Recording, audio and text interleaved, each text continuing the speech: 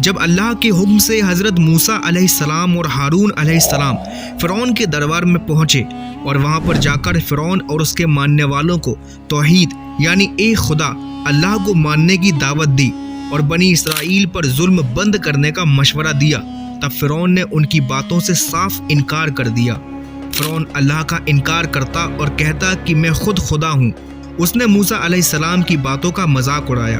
موسیٰ علیہ السلام نے فرعون اور اس کے لوگوں سے یہ کہا کہ تمہیں اور تمہارے باپ داداؤں کو اللہ ہی نے پیدا کیا ہے۔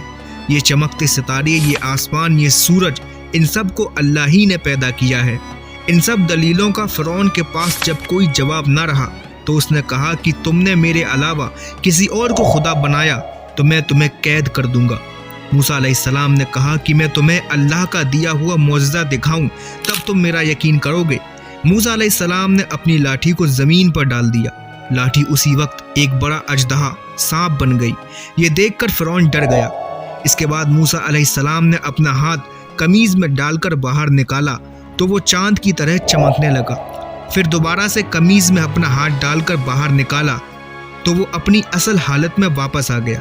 لیکن یہ سب دلیلوں کے بعد بھی فرعون کفر پر ہی اڑا رہا اور کہا کہ یہ تو جادو کے ہتھ کنڈے ہیں اور ہم بھی ایسے جادوگروں سے تمہارا مقابلہ کرا سکتے ہیں۔ فرعون نے موسیٰ علیہ السلام کو مقابلہ کرنے کی بات کہی۔ حضرت موسیٰ علیہ السلام خود بھی یہی چاہتے تھے کہ سب کے سامنے اللہ کی نشانیوں کو ظاہر کر دیں۔ چنانچہ ان لوگوں کے ایک تہوار کا دن مقابلے کے لیے حضرت موسیٰ علیہ السلام نے مقرر کر دیا۔ اس کے بعد فرعون نے سارے بڑے بڑے جادوگروں کو بلا کر اپنے دربار میں جمع کر دیا اور مقابلے کے دن سب کو میدان میں اتار دیا۔ فرعون اور اس کی قوم کے لوگ مقابلہ دیکھنے کے لیے پہنچے۔ سب سے پہلے موسیٰ علیہ السلام نے ان جادوگروں کو نصیحت دی اور اللہ کی آیتوں کو سنایا۔ اس پر ان جادوگروں کو آپس میں متبھید ہونے لگا۔ کچھ جادوگر یہ کہنے لگے کہ یہ نبی کا کلام ہے اور یہ سچے ہیں۔ کچھ جادوگروں نے یہ کہا کہ یہ تو جادوگر ہیں۔ اس کے بعد جادوگروں نے موسیٰ علیہ السلام کے احترام میں ان سے یہ پوچھا کہ آپ شروع کریں گے یا ہم شروع کریں؟ موسیٰ علیہ السلام نے انہی کو شروع کرنے کی اجازت دی۔ ان جادوگروں نے لوگوں کی آنکھوں کو نظر بند کر کے اپنی رسیوں کو جب پھینکا تو رسیاں حرکت کرنے لگیں اور ایک سانپ کی طرح محسوس ہونے لگیں۔ موسیٰ علیہ السلام نے اپنی لاٹھی کو زمین پر ڈالا اور کہا کہ خدا تمہارے جادو کو ابھی نیست و نابود کر دے گا۔ اور پھر موسیٰ علیہ السلام کی لاٹھی ایک بڑا اژدہا سانپ بن گئی اور ان جادوگروں کو وہ رسیاں جنہیں وہ سانپ بنا کر پھینک رہے تھے ساری رسیاں اس بڑے سانپ نے نگل لیں۔ یہ معجزہ دیکھ کر جادوگر سجدے میں گر پڑے اور ایمان لے آئے۔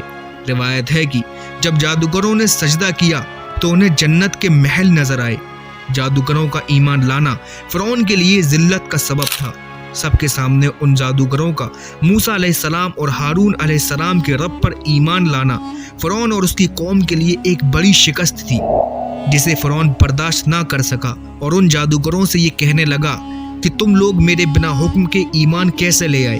فرعون نے ان لوگوں کو سخت سزا کی دھمکیاں دی، لیکن فرعون کی دھمکیوں کا ان جادوگروں پر کوئی اثر نہ پڑا کیونکہ اللہ نے ان کے دل سے پردہ ہٹا دیا تھا اور حق کو واضح کر دیا تھا۔